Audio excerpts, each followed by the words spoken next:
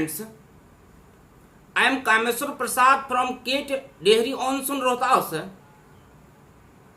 Today, I am going to teach you the first chapter or your text Rainbow Second as prescribed in BSED. Dear learners, इस chapter को पढ़ने से पहले हम लोग सभ्यता तथा संस्कृति के बारे में जानेंगे। वास्तव में सभ्यता उपभोग की जाने वाली सामग्री को कहते हैं। हम क्या खाते हैं, क्या पहनते हैं, हमारा आवास कैसा है, हमारे पास उपभोग करने के लिए कौन कौन सी सामग्रियां हैं, ये सभी सभ्यता के अंतर्गत आती हैं। अब हम थोड़ा सुन लें कि संस्कृति क्या होती है। वास्तव में पूर्वजों के द्वारा बताई गई बातें ही संस्कृति होती है। हमारा रीति रिवाज कैसा है, हमारी पूजा पद्धति कैसी है, बड़ों से हमें कैसा व्यवहार करना चाहिए, ये सभी बातें संस्कृति के अंतर्गत आता है। इस चैप्टर को पढ़ने से पहले हम यह जानेंगे कि पदार्थवाद क्या होता है। My dear students, Mahatma Gandhi के द्वारा लिखी गई यह chapter Indian civilization and culture को पढ़ने से पहले हम यह अच्छी तरह जान लें कि पदार्थवाद यानी मैटेरियलिज्म क्या होता है। पदार्थवाद या भौतिकवाद आधुनिक विज्ञान के द्वारा दिया हुआ पदार्थ या आविष्कार को कहते हैं, जो लालच को उत्पन्न करता है। आप इस चैप्टर के माध्यम से जानेंगे कि विज्ञान का आविष्कार कैसे लालच को उत्पन्न करता है। आधुनिक विज्ञान के द्वारा दिया हुआ चकाचौंध का उपभोग करना वास्तव में पदार्थवाद कहलाता है, जो अनैतिकता को उत्पन्न करता है। महात्मा गांधी आपको इस चैप्टर में इन्हीं सब बातों को बता रहे हैं। महात्मा गांधी ने अपने इस चैप्टर में मैटेरियलिज्म को आलोचना करते हैं तथा हमारी पुरानी सभ्यता तथा संस्कृति को बनाए रखने की बात करते हैं, जो शायद आज के परिवेश में महात्मा गांधी के द्वारा कही गई बातों को पूरी तरह अपनाना संभव नहीं है। इस चैप्टर को पढ़ने के बाद यह बातें स्वयं पता चलेगा। आगे इस चैप्टर को पढ़ने से पहले मैं आप लोगों को कुछ ग्रामर के टर्म्स को बता रहा हूं, जैसे adjective clause, to be plus V3 इत्यादि। एक्चुअली एग्जेक्टिव क्लॉज जो that, who, which, why, when, where, how से प्रारंभ होता है, जिसका हिंदी हम ज से पता लगाते हैं, जिसको, जिसका इत्यादि।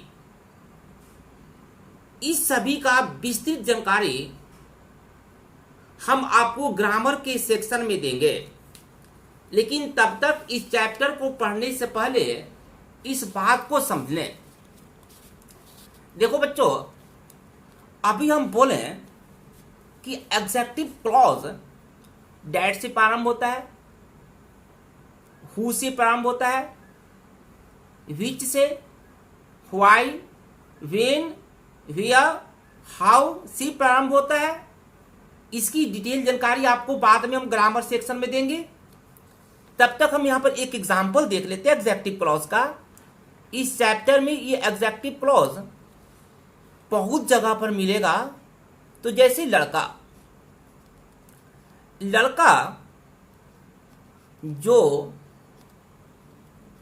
यहां है वह मेरा भाई है। यहां पर वह को हम ब्रैकेट में डालते हैं, इसका अंग्रेजी नहीं होता।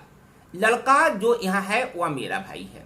देखो बच्चों, ये जो यहां है, ये ज से स्टार्ट हुआ ना, यही एग्जेक्टिव क्लॉज है। और लड़का मेरा भाई है, ये प्रिंसिपल क्लॉज है। इसका हम ट्रांसलेट इस तरह से करें, दी बॉय, जो का हु इज हियर, और वह का अंग्रेजी नहीं लिखते हैं, इज माई ब्रदर। ये हुआ। हम आपसे बोले कि इसमें एग्जेक्टिव क्लॉज कौन है, तो ये जिस तरह से हम इसको ऐसे बॉक्स बना रहे हैं ना, ये एग्जेक्टिव क्लॉज हुआ। हु इज हियर, जो यहां है। और दी बॉय इज माई ब्रदर, ये प्रिंसिपल क्लॉज हुआ। उसी प्रकार एक और एग्जांपल लेते हैं, जैसे कलम। कलम जिसको तुम खरीदे, जिसको तुम खरीदे, वह को ब्रैकेट में डालते हैं, वह अच्छा लिखता है। अब देखो, दी पेन, कलम का दी पेन, जिसको का यहां पर विच होगा, विच तुम खरीदे। Past indefinite tense, you bought. You bought ओआ का अंग्रेजी नहीं होता है, ये प्रेजेंट इंडिफिनिट है। अच्छा लिखता है, राइट्स वेल। अब हम आपसे बोलेंगे इसमें एग्जेक्टिव क्लॉज कौन है, तो ये जो हम बॉक्स बना रहे हैं, विच यू बॉट, ये एग्जेक्टिव क्लॉज है। इसको हम ऐसे एरो कर दिए। तो प्रिंसिपल क्लॉज का हुआ, दी पेन राइट्स वेल, यानी कलम लिखता है अच्छा, कलम अच्छा लिखता है। विच यू बॉट, जिसको तुम खरीदे। और हम यहां पर बता दें कि एग्जेक्टिव क्लॉज में ये जो विच है, कभी कभी आप इसको लेखक छुपा देते हैं। आप भी इसको ट्रांसलेट करते समय छुपा सकते हैं। जैसे देखना, सेम, दी पेन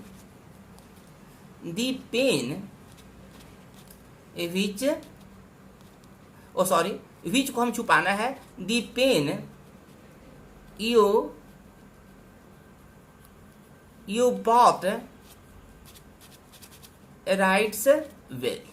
ऐसी भी एग्जेक्टिव क्लॉज की रचना होती है, लेकिन आपको इसका ट्रांसलेट करते समय समझना पड़ेगा कि यहाँ पर विच छुपा हुआ है। ये हम इसको काटे हुए हैं। दी पेन यू बॉट, यानी कलम जिसको तुम खरीदे, राइट्स वेल। अब हम इसमें बोलेंगे कौन सा एग्जेक्टिव क्लॉज है, तो वही यू बॉट है ना, ये एग्जेक्टिव क्लॉज कहलाया। क्यों?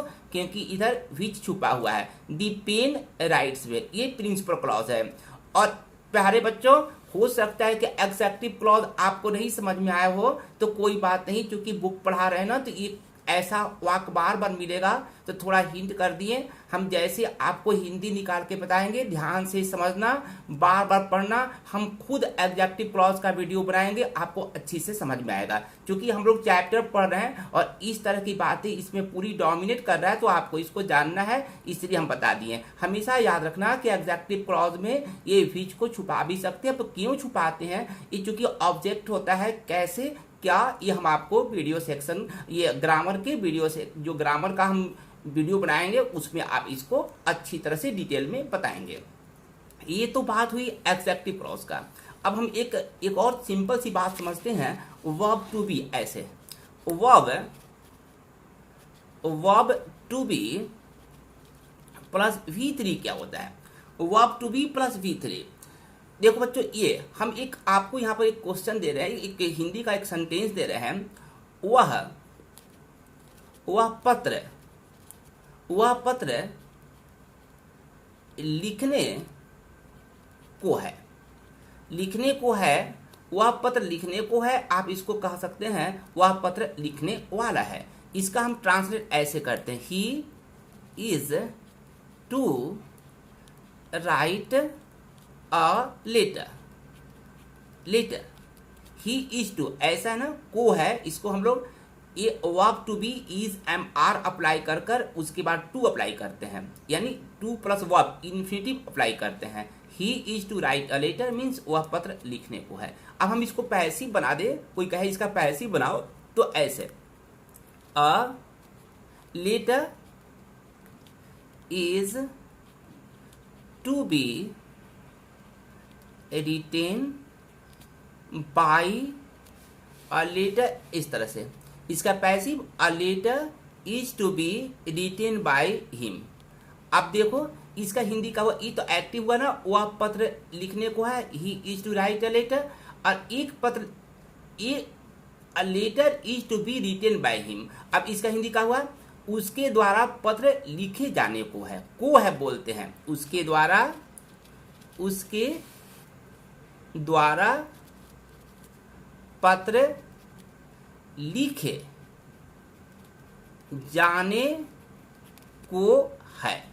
उसके द्वारा पत्र लिखे जाने को है, ये उसके द्वारा हम हटा दें तो ऐसे इसका क्या हिंदी हुआ, पत्र। इसको हम यदि ऐसे हटा दें तो पत्र लिखे जाने को है। आपका इस चैप्टर का प्रारंभ इसी स्ट्रक्चर से हो रहा है, पत्र लिखे जाने को है। हम पढ़ाएंगे सभ्यता जिसको भारत ने विकसित की है, उसे पीटे जाने को नहीं है। पीटे जाने को नहीं है का मतलब उसको नष्ट किए जाने को नहीं है, यानी उसे कोई नष्ट नहीं कर सकता। इस तरह से आपका इस चैप्टर का लाइन स्टार्ट होगा।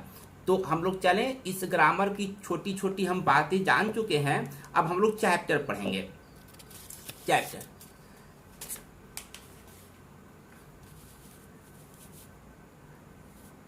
देखो बच्चों, हम जब आप लोग को sweetest love I do not go पढ़ा रहे थे, तो उस समय हम एपोजिशन के बारे में बताए थे। यदि आपको याद नहीं होगा तो वो वीडियो आप जरूर देखना। हम आपको बताए थे प्रेजेंट पार्टिसिपल क्या होता है, पास्ट पार्टिसिपल का भी हम आपको जिक्र किए थे, कुछ अदर ग्रामेटिकल टर्म्स का हम जिक्र किए थे। तो कुछ इस तरह की बातें इसमें आएगी एपोजिशन का, आप ध्यान से देखें।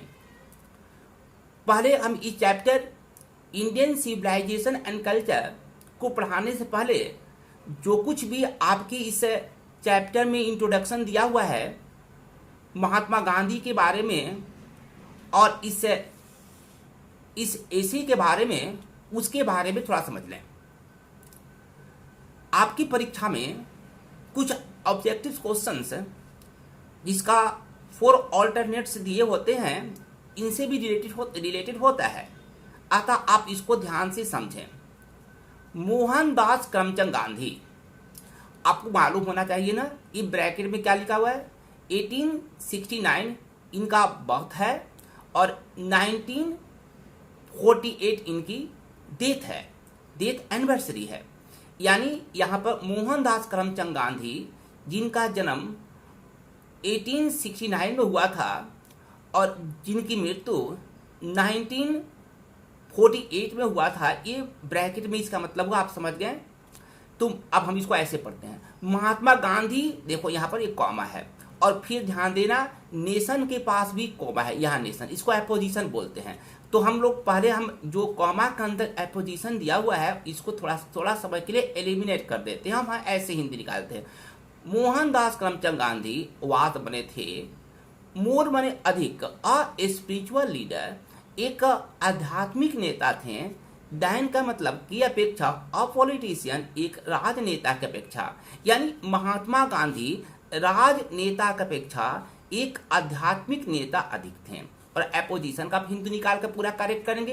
पॉपुलरली एडवर्ब है, लोकप्रियता से, नोन पास्ट पार्टिसिपल है, जाने हुए, एज बापू, बापू के रूप में, और द फादर ऑफ नेशन, राष्ट्रपिता के रूप में। तो ये जो वाद है ना ऑक्सिलरी वर्ब, इस सेंटेंस का वर्ब है। तो हम लोग यहाँ से लेकर ये पूरा को सब्जेक्ट मानते हुए, नेशन से लेकर मोहनदास तक का इस सब्जेक्ट मानते हुए अब हिंदी ऐसे निकालेंगे।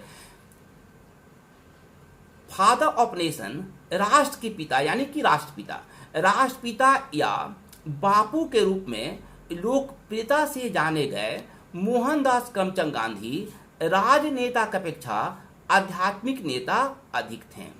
ही सक्सेसफुली यूज्ड, उन्होंने सफलतापूर्वक यूज्ड किया, पास्ट इंडेफिनिट टेंस है, उन्होंने सफलतापूर्वक प्रयोग किया।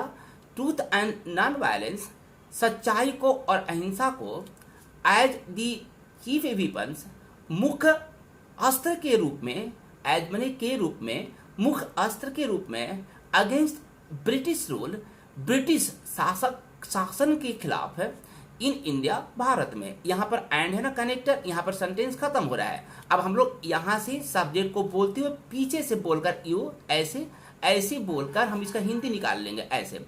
उन्होंने भारत में ब्रिटिश रूल के खिलाफ मुख्य शस्त्र के रूप में अहिंसा तथा सच्चाई को सफलतापूर्वक यूज किया। एंड अब यहां से पढ़ लेते हैं, and help India gain independence, and मदद किया भारत को गेन प्राप्त करने में, लाभ प्राप्त करने में, यानी प्राप्त करने में स्वतंत्रता को, और भारत को स्वतंत्रता पाने में हेल्प किए। फ्रॉम 1915 टिल 1948, 1915 से 1948 तक ही कंप्लीटली डोमिनेटेड, उन्होंने पूरी तरह से प्रभावित किया, पास्ट इंडेफिनिट सेंटेंस है, उन्होंने पूरी तरह से प्रभावित किया इंडियन पॉलिटिक्स, भारतीय राजनीति को। 1915 से 1914 तक, 1915 से 1948 तक उन्होंने पूरी तरह से कंप्लीटली भारतीय राजनीति को प्रभावित किया। ही डाइड, आसान सा सेंटेंस है, वारी नहीं है। ही डाइड, वे मर गए, at the hands of a fanatic, ये फैनेटिक कट्टर होता है, हम आपको सब पीडीएफ में मीनिंग बनाकर दे दिए हैं। वह मर गए at the hands of a fanatic, वह एक कट्टर के हाथों मर गए। ऑन 30 जनवरी को 1948, आई थिंक आप लोग जानते हैं, वे 30 जनवरी 1948 को एक कट्टर के हाथों मर गए। यानी कि एक कट्टर, आप याद कीजिए नाथूराम गोडसे जो इनको मारा था, इनका असैसिनेशन किया था। 13 जनवरी 1948 को एक कट्टर के हाथी वह मर गए। हिज ऑटोबायोग्राफी, हम आपको बताए हैं कि ऑटोबायोग्राफी क्या होता है। यदि कोई लेखक, यदि कोई अपना आत्मचित्रण स्वयं करे तो वो ऑटोबायोग्राफी कहलाता है। देखना बच्चों, इस सेंटेंस में ना एग्जेक्टिव क्लॉज आएगा जो अभी हम आपको बताए हैं। हिज ऑटोबायोग्राफी, उनकी आत्मकथा का क्या नाम था? माई एक्सपेरिमेंट्स विथ ट्रूथ, सत्य के साथ मेरा एक्सपेरिमेंट्स, ये उनकी किताब का नाम है, उनकी ऑटोबायोग्राफी है। ये सब यहाँ पर लेखक लिख रहा है ना, उन्होंने उनकी जो ऑटोबायोग्राफी जो अभी हम आपको यहाँ बताया, माई एक्सपेरिमेंट विथ ट्रूथ, और बहुत सारा उन्होंने आर्टिकल्स लिखा था, ऐसे लिखा था। उस समय का जो मैगजीन था, उस समय का मैगजीन यंग इंडिया, उसमें उन्होंने बहुत सारा आर्टिकल्स लिखे थे और कई अवसरों पर वो बहुत अच्छा शानदार स्पीच दिए। और ये सभी चीजें बताता है कि वह इंग्लिश का एक बहुत बड़े ग्रेट मास्टर थे। कैसा इंग्लिश? एकदम विशुद्ध, एडियोमैटिक, मुहावरेदार इंग्लिश का एक महान ज्ञाता थे। तो इसका हम लोग एक बार हिंदी देखें। हिज ऑटोबायोग्राफी जिसका नाम है my experiment with truth and numerous articles and असंख्य लेख, देखो एग्जेक्टिव क्लॉज है, जिसको ही रोट, जिसको उन्होंने लिखा, फॉर यंग इंडिया के लिए, एंड द स्पीचेस और भाषण दैट ही डिलीवर्ड, और जिसको उन्होंने दिया ऑन डिफरेंट अकेजन्स, अनेकों अवसरों पर, भिन्न भिन्न अवसरों पर। ये 3 मैटर एक बार फिर से देख लेते हैं।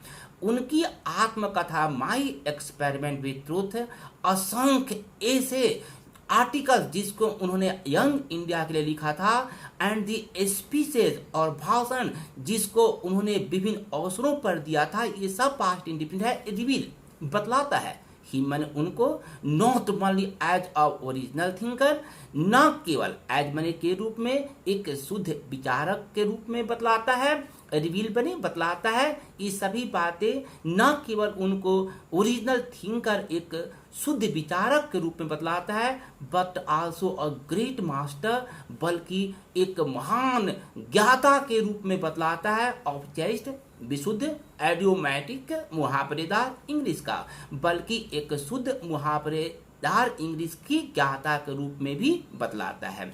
इस बात को जरूर ध्यान रखना। ये पूरी लाइन को आप लोग रिपीट कीजिए, जैसे हम पढ़ रहे वैसा ही आप लोग को प्रैक्टिस करना है। यहाँ पर थोड़ा सा आगे बढ़ाते हैं इस तरह से। हाँ, फिर से देखते हैं। हिज ऑटोबायोग्राफी, उनकी आत्मकथा my experiment with truth and numerous articles, और असंख्य लेख जिसको उन्होंने यंग इंडिया में लिखे थे, एंड दी स्पीचेस और भाषण जिसको उन्होंने विभिन्न अवसरों पर दिया, रिवील बतलाता है उनको न केवल not only an original thinker, न केवल एक शुद्ध विचारक के रूप में बतलाता है, but also a great master of just idiomatic English, बल्कि एक जस्ट बोलते हैं विशुद्ध को, एकदम शुद्ध मुहावरेदार इंग्लिश के महान मास्टर के रूप में भी बतलाता है। आप इसको रिपीट करना, जरूर समझ में आ जाएगा। अब आप देखें, ये तो महात्मा गांधी के बारे में कुछ बातें हुई। अब आप लोग देखें कि अब इस महात्मा गांधी इस एसी के बारे में क्या बोलते हैं। इन दी फॉलोइंग एक्सट्रैक्ट, ये निम्नलिखित एक्सट्रैक्ट में सार होता है, ऐसे भी कह सकते हैं, संक्षेप भी कह सकते हैं। वो अपने निम्नलिखित सार में, एक्सट्रैक्ट में, जिसका नाम है इंडियन सिविलाइजेशन एंड कल्चर, यानी निम्नलिखित extract Indian civilization and culture में महात्मा गांधी टॉक्स, महात्मा गांधी बात करते हैं about the sound foundation. Sound foundation एक अच्छा साउंड, ये साउंड है ना, साउंड एजुकेशन अच्छी शिक्षा, साउंड फाउंडेशन अच्छा आधार, साउंड माइंड अच्छा मन, ये साउंड अच्छा के सेंस में आता है चूंकि ये एग्जेक्टिव है। तो फिर से निम्नलिखित extract Indian civilization and culture में महात्मा गांधी टॉक्स, महात्मा गांधी बात करते हैं अबाउट दी साउंड फाउंडेशन, एक अच्छा आधार के बारे में, ऑफ इंडियन सिविलाइजेशन, भारतीय सभ्यता की एक अच्छा आधार के बारे में बात करते हैं, which has successfully with stood, जो सफलतापूर्वक ज्यों का त्यों है, स्टूड का मतलब ज्यों का त्यों जीवित रहना, जो सफलतापूर्वक ज्यों का त्यों है, द पैसेज ऑफ टाइम, समय गुजरने के साथ। महात्मा गांधी बोलते हैं समय गुजरता चला गया और हमारी जो सभ्यता है वह समय के साथ ज्यों का त्यों बनी है। हमारे पूर्वजों ने, इनका कहना है कि हमारे पूर्वजों ने हजारों हजार वर्ष पहले से जो सभ्यता, जो ढंग, बोलने का ढंग हो, पहनने का ढंग हो, रहने का ढंग हो, इस तरह का जो कुछ मेंटेन, जो कुछ भी वो बताए हैं वो आज हम लोग मेंटेन करते हैं, बनाए रखते हैं। प्यारे बच्चों, हम यहाँ बता दें कि ये कब की बात है। ये महात्मा गांधी अपने समय की बात कह रहे हैं, वो उस समय की बात है जब ये महात्मा गांधी इस एसे को लिख रहे थे। आज के परिवेश में हम विचार करेंगे तो इनकी अनेक बातों की आप आलोचना कर सकते हैं। आज हम पूरी तरह हमारी सभ्यता, हमारी संस्कृति, हमारी रहन सहन, खान पान, सब कुछ बदला हुआ है। आप ऐसे पढ़ेंगे तो महात्मा गांधी अपने इस ऐसे में विज्ञान को खूब आलोचना कर रहे हैं। इनका कहना है विज्ञान लालच को उत्पन्न करता है। और आज की ऐसा परिवेश है कि यदि हम विज्ञान का सहारा न लें तो शायद हम एक कदम भी आगे नहीं बढ़ सकते हैं। आप ऐसे पढ़ेंगे तो खुद आपको मालूम चलेगा। तो यहाँ महात्मा गांधी क्या बोल रहे हैं? महात्मा गांधी बोल रहे हैं कि भारतीय सभ्यता, हमारी जो सभ्यता और संस्कृति है वह हजारों वर्षों से अभी तक ज्यों का त्यों बनी हुई है। बट ये हम उसी परिवेश में पढ़ेंगे जिस परिवेश में यह ऐसे लिखी गई है। यानी कि महात्मा गांधी अपने परिवेश की बातें करते हैं। तो चलते हैं एक बार फिर से हम देखते हैं कि क्या कुछ महात्मा गांधी अपने इस ऐसे में बोल रहे हैं। फिर से देखिए, इन दी फॉलोइंग एक्सट्रैक्ट, निम्नलिखित extract Indian civilization and culture में, निम्नलिखित ऐसे इंडियन सिविलाइजेशन एंड कल्चर में महात्मा गांधी यानी Gandhi ji talks about the sound foundation, talks about बात करते हैं अच्छी आधार के बारे में, ऑफ इंडियन सिविलाइजेशन भारतीय सभ्यता के अच्छी आधार के बारे में बात करते हैं, which has successful with stood जो सफलता पूर्वक ज्यों का त्यों बनी है, दी पैसेज ऑफ टाइम समय गुजरने के साथ, दी वेस्टर्न सिविलाइजेशन ये क्या है? पश्चिमी सभ्यता, विच हैज दी टेंडेंसी, विच है ये हैज हम पता है ना आपको, मेरे पास एक कलम है, आई हैव अ पेन, उसके पास एक कलम है, ही हैज अ पेन, उसी प्रकार दी वेस्टर्न सिविलाइजेशन। और यहाँ से जो स्टार्ट हो रहा है ना, कहाँ से? मैटेरियलिटी तक, ये एग्जैक्टिव क्लॉज है जो अभी भी हम बताए हैं। The western civilization which has the tendency, western civilization पश्चिमी सभ्यता, विच हैज दी टेंडेंसी जो एक प्रवृत्ति को रखता है, टू प्रिविलेज, प्रिविलेज का मतलब होता है बढ़ावा देने का, अधिकार रखने का, मैटेरियलिटी पदार्थवाद को, पश्चिमी सभ्यता जो पदार्थवाद को अधिकार देने का, पदार्थवाद को बढ़ावा देने का एक प्रवृत्ति को रखता है, कैन नॉट मैच वह मैच नहीं कर सकता यानी तुलना नहीं कर सकता, द इंडियन सिविलाइजेशन भारतीय सभ्यता की, डेट एलिवेट्स, एलिवेट्स होता है उन्नत करना, जो आगे बढ़ाना, जो आगे बढ़ाता है, जो प्रमोट करता है, प्रोत्साहित करता है, मोरालिटी यानी मोरल बीइंग्स नैतिकता को। यानी महात्मा गांधी इस पूरे चैप्टर में महात्मा गांधी आपकी जो हमारी प्राचीन सभ्यता है उसकी काफ़ी प्रशंसा करते हैं, जबकि पश्चिमी सभ्यता को खूब आलोचना करते हैं। इसलिए महात्मा गांधी इस लाइन को लिखते हैं, देखना, दी वेस्टर्न सिविलाइजेशन पश्चिमी सभ्यता विच हैज दी टेंडेंसी जिसके पास प्रवृत्ति होती है, प्रिविलेज मैटेरियलिटी पदार्थवाद को बढ़ाने का। अभी भी हम बताए थे ना कि पदार्थवाद किसे कहते हैं, यानी विज्ञान को बढ़ाने का, लालच को बढ़ाने का, धन दौलत रुपया पैसा को अर्निंग करने का, होर्डिंग जिसको बोलते हैं, इन सब बातों को वेस्टर्न सिविलाइजेशन प्रोत्साहित करता है। कैसे करता है आप इस ऐसे में उसी बात को पढ़ने जा रहे हैं। तो पश्चिमी सभ्यता विच हैज दी टेंडेंसी, पश्चिमी सभ्यता जिसके पास प्रवृत्ति होती है पदार्थवाद को बढ़ाने की।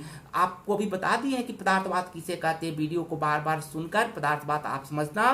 पश्चिमी सभ्यता जिसके पास पदार्थवाद को बढ़ाने की प्रवृत्ति होती है, can not match the Indian civilization, वह इंडियन सिविलाइजेशन से तुलना नहीं कर सकता। That elevates the moral being, जो नैतिकता को बढ़ाता है, नैतिकता को एलिवेट्स करता है। तो आपने देखा कि इस लाइन में महात्मा गांधी बोलते हैं कि पश्चिमी सभ्यता हमेशा पदार्थवाद को बढ़ाता है। ये पदार्थवाद क्या है अभी बताएंगे आपको, अब बता चुके भी हैं थोड़ा सा, पूरी चैप्टर इसी के इर्द गिर्द घूमेगा। पदार्थवाद, धन दौलत, रुपया पैसा, लालच, इस तरह की बातों को पश्चिमी सभ्यता बढ़ावा देती है। अब भारतीय सभ्यता तो संतुष्टि को प्रमोट करती है। अब भारतीय सभ्यता में संतुष्टि है, हमारे पूर्वजों के द्वारा कही गई बातों को हम लोग फॉलो करते हैं, इसलिए भारतीय सभ्यता हमेशा नैतिकता को उत्पन्न करता है, जबकि पश्चिमी सभ्यता हमेशा अनैतिकता को उत्पन्न करता है। इस तरह बातें की जिक्र आप इस चैप्टर में पढ़ने जा रहे हैं। तो इस प्रकार आपने देखा कि लास्ट लाइन में इंट्रोडक्शन का महात्मा गांधी बोलते हैं पश्चिमी सभ्यता which has the tendency to privilege materiality, पश्चिमी सभ्यता जो पदार्थवाद को बढ़ावा देने की प्रवृत्ति रखता है वह भारतीय सभ्यता से तुलना नहीं कर सकता जो नैतिकता को बढ़ाता है। इस प्रकार से आप इस महात्मा गांधी का इंडियन सिविलाइजेशन एंड कल्चर का इंट्रोडक्शन पढ़ लिए। अब हम लोग यहाँ से हम लोग अब चैप्टर पढ़ेंगे। धीरे धीरे हम इसको आगे बढ़ा रहे हैं। देखिए ये रहा, ये आपका यहाँ से चैप्टर स्टार्ट है, इंडियन सिविलाइजेशन एंड कल्चर, भारतीय सभ्यता तथा संस्कृति। प्यारे बच्चों, हमें पूरा विश्वास है कि आप लोग भारतीय सभ्यता और संस्कृति के बारे में जो कुछ भी महात्मा गांधी बताएं उसका एक ब्रीफ हम आपको इंट्रोडक्शन में दे दिए हैं। इसमें हम आपको बताएं कि एक्चुअली मैटेरियलिज्म क्या होता है, मैटेरियलिटी क्या होती है, इस तरह की बातों पता है, सिविलाइजेशन क्या होता है, कल्चर क्या होता है, और इस चैप्टर में है क्या। फिर से हम एक बार थोड़ा सा रिपीट कर दें कि इस चैप्टर में महात्मा गांधी भारतीय सभ्यता की खूब अप्रिसिएशन करते हैं और ऑन दी अदर हैंड इन्होंने पश्चिमी सभ्यता का खूब आलोचना किया है। तो चलिए अब हम लोग चैप्टर को देखेंगे कि महात्मा गांधी क्या बोलते हैं। देखो, आई बिलीव, ये प्रेजेंट इंडेफिनिट है। आई बिलीव, मैं विश्वास करता हूं, डैट कि दिस सिविलाइजेशन, सभ्यता। देखो बच्चों, यहाँ पर अभी बताया था ना विच, जिसको, यहाँ पर जो विच है या डैट छुपा है, यहाँ से इंडिया हैज इवॉल्व है ना, इंडिया हैज इवॉल्व, ये आपका ये एग्जेक्टिव क्लॉज है। यहाँ पर जिसको छुपा हुआ है, जो अभी अभी हम आपको इंट्रोडक्शन से पहले बताए थे। मैं विश्वास करता हूँ कि दिस सिविलाइजेशन, यहाँ पर आपको विच को बोलना पड़ेगा, विच बने जिसको, विच इंडिया हैज इवॉल्व, यानी विच लिखा नहीं है, इंडिया हैज इवॉल्व, इंडिया विकसित किया है, is not to be beaten, अभी बताया है ना, a letter is to be written, एक पत्र लिखे जाने को है, उसी तरह पीटे जाने को है। चूंकि निगेटिव है तो नहीं पीटे जाने को है, पीटे जाने का मतलब नष्ट किए जाने को, इन द वर्ल्ड, दुनिया में। तो कैसे हम हिंदी निकालें, आई बिलीव, मैं विश्वास करता हूं कि सभ्यता जिसको भारत ने विकसित की है वह दुनिया में नष्ट किए जाने को नहीं है। अब आप लोग इसको हम एक्सप्लेन कर देते हैं। हर एक लाइन को बच्चों ध्यान से पढ़ना, क्योंकि आपकी परीक्षा में एक्सप्लेनेशन भी आता है 4 मार्क्स का।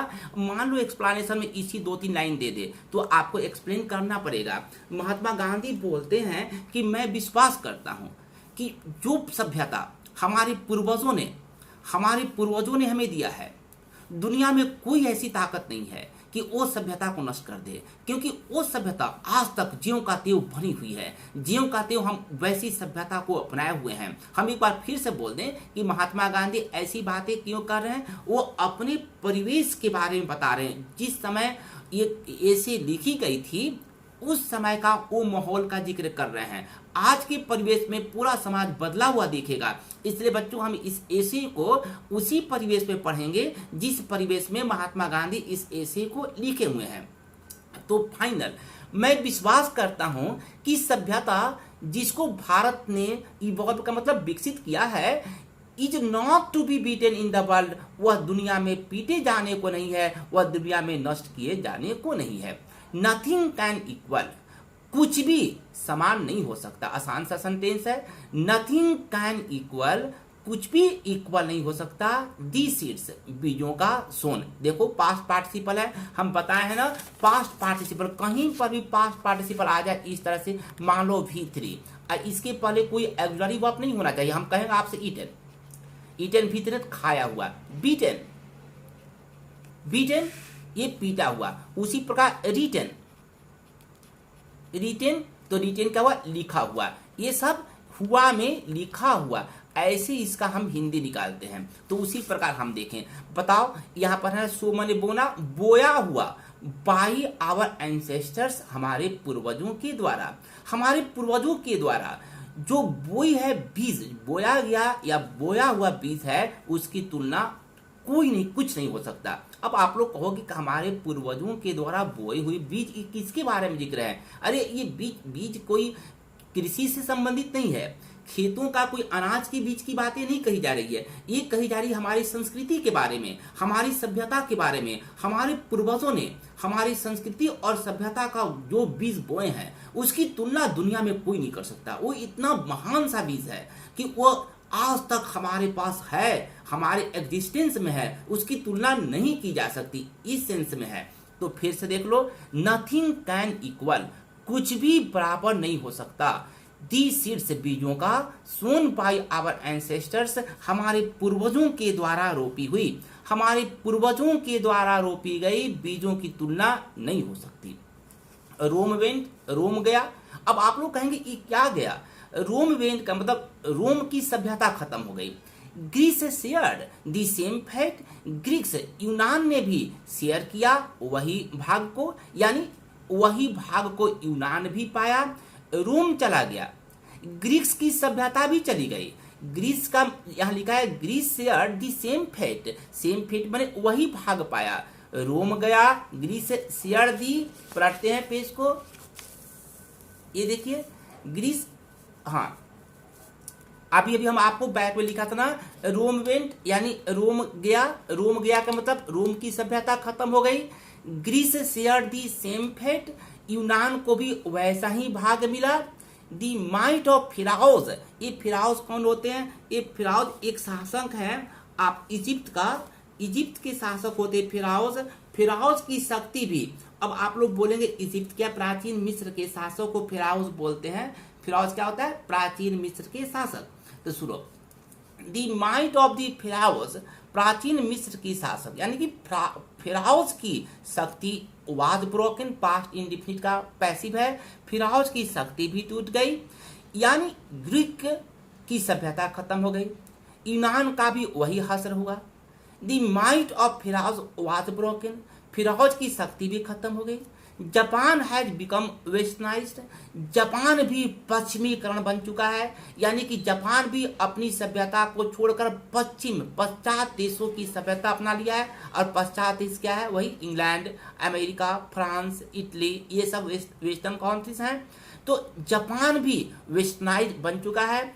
ऑफ चाइना ऑफ का मतलब यहाँ पर के बारे में, चाइना के बारे में nothing can be said, China के बारे में कुछ नहीं कहा जा सकता। महात्मा गांधी बोल रहे हैं कि चाइना के बारे में कुछ नहीं कहा जा सकता, बट लेकिन इंडिया इज बने है, स्टिल बने अभी भी, लेकिन भारत अभी भी है, सम हाउ अदर, किसी न किसी ढंग में। हम आपको बताएं बच्चों, सम हाउ अदर का मतलब किसी न किसी ढंग में, लेकिन भारत अभी भी किसी न किसी ढंग में है, साउंड बने ठीक ठाक, एट दी फाउंडेशन, अपने आधार पर। अब यहाँ पर आप लोग बोलेंगे कि महात्मा गांधी बोल क्या रहे हैं, एक्चुअली महात्मा गांधी का बोलना है कि दुनिया की जितनी भी सभ्यता वो सब खत्म हो गया।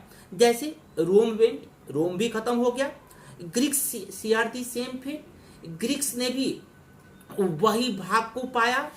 आपने देखा कि द माइट ऑफ फिराउज की शक्ति भी टूट गई, खत्म हो गई। Japan has become westernised, Japan भी पश्चिमीकरण बन गया, यानी पश्चिमी सभ्यता को एडॉप्ट कर लिया।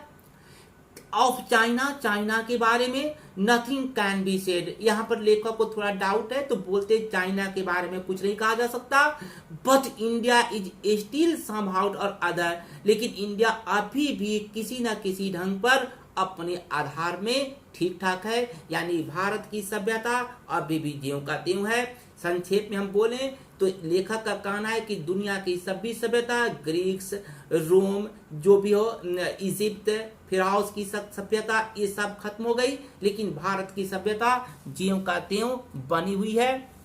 द पीपल ऑफ यूरोप, ध्यान से देखना, प्रेजेंट इंडिफिनिट टेंस का सेंटेंस है।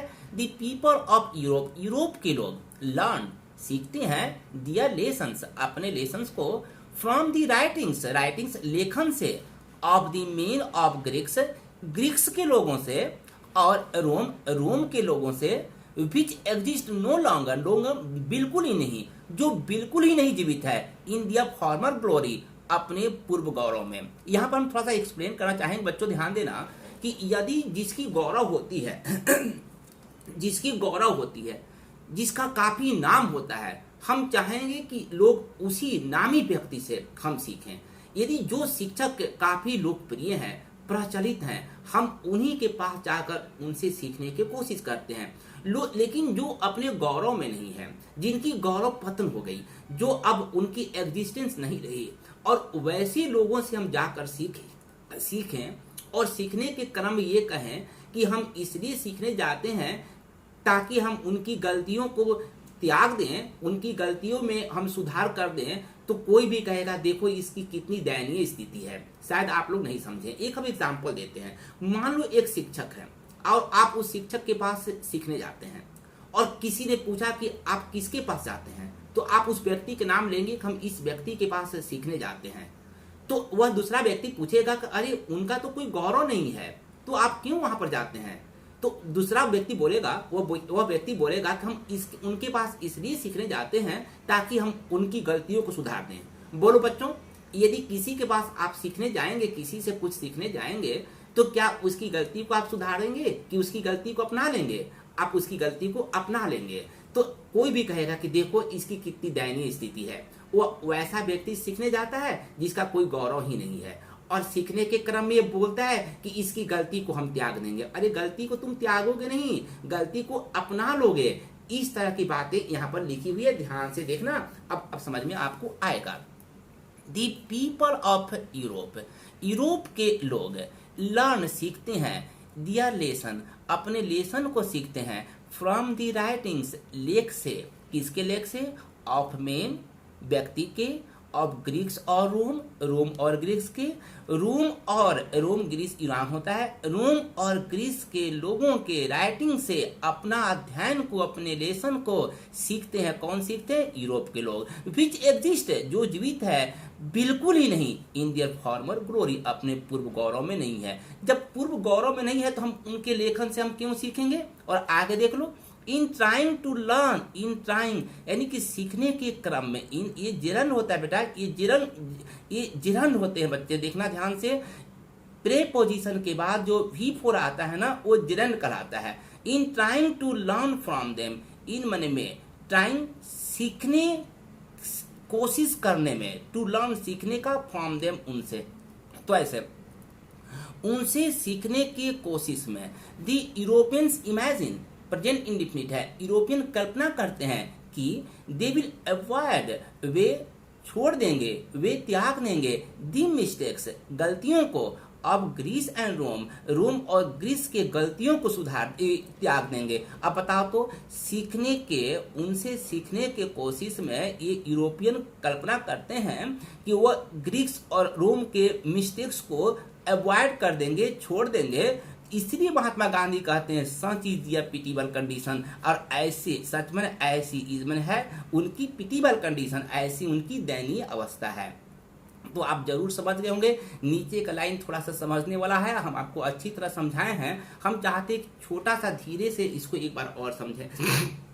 यदि आप किसी से कुछ सीखते हैं तो निसंदेह उनकी गलती हो या उनकी अच्छा हो, आप जरूर उसी बात को एडॉप्ट करेंगे। और यदि आप सीखते हैं और उसी क्रम में आप कहें कि हम इनकी अच्छाई को सीख लेंगे और बुराई को नहीं सीखेंगे, उनको त्याग देंगे, ऐसा संभव नहीं है। आप जरूर उनकी अच्छाई के साथ साथ बुराई को भी सीख लेंगे, क्योंकि वो आपके टीचर हैं, वो आपको सिखला रहे हैं। अब वो गौरव में भी नहीं है, हम क्यों नहीं ऐसे से सीखें जिसकी गौरव हो, जिनका नाम हो, और उन्हीं से हम सीखें, उनसे कुछ प्राप्त करने की कोशिश करें। तो महात्मा गांधी इसी बात को यहाँ कर रहे हैं। हम चाहेंगे कि इस नीचे की लाइन को एक बार फिर से रिपीट कर दें आप लोग। हम बार बार इसलिए रिपीट करें आपको समझाने के लिए, कोई बात नहीं, थोड़ा धीरे ही पढ़ें, लेकिन हम सटीक पढ़ें, बार बार इसको सुनिए और बार बार समझिए। तो एक बार देख लेते हैं। दी पीपल ऑफ यूरोप, ये आपका सब्जेक्ट है। अब हम पीछे से आएंगे, यहाँ पर कनेक्टर विच है। अब रोम के पास ये सेंटेंस का हाफ पार्ट खत्म हो रहा है, तो हम ऐसे निकालेंगे, the people of Europe, Europe के लोग ग्रीक्स और रोम के लोगों के राइटिंग से अपना लेसन को सीखते हैं, विच एग्जिस्ट जो जीवित है, नो लॉन्गर बिल्कुल ही नहीं, इन द फॉर्मर ग्लोरी अपने पूर्व गौरव में, अपने पूर्व गौरव में जो बिल्कुल ही नहीं है, in trying to learn from them, उनसे सीखने की कोशिश में, ए प्रेपोजिशन है, ए जेरंड है, उनसे सीखने के कोशिश में। दे यूरोपियन इमेजिन, यूरोपियन कल्पना करते हैं कि they will avoid the mistakes of Greeks and Rome, वे रोम और ग्रीस के मिस्टेक्स को छोड़ देंगे। और इसीलिए महात्मा गांधी बोलते सच इज दियर पिटीबल कंडीशन, ऐसी उनकी दयनीय अवस्था है। तो प्यारे बच्चों, आपका ये प्रथम अध्याय का ये फर्स्ट स्टेंजा समाप्त हुआ। हम चाहेंगे कि फर्स्ट स्टेंजा को आप लोग पुनः एक बार हिंदी में सुन लें। महात्मा गांधी बोलते हैं कि मैं विश्वास करता हूं कि सभ्यता जिसको भारत ने विकसित किया वह दुनिया में पीटे जाने को नहीं है। हमारे पूर्वजों के द्वारा बोई हुई बीजों की तुलना कुछ भी नहीं हो सकता।